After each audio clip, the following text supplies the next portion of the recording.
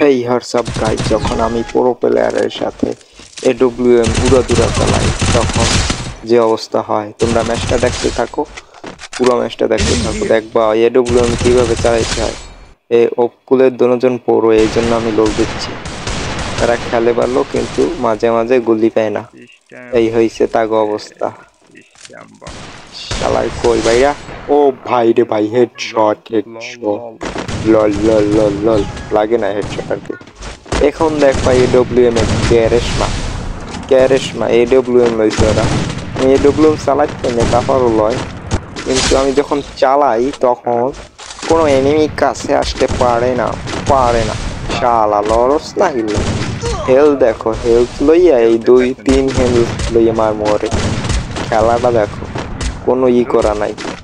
আরে ঘুষি করে মার হত্যারি লল।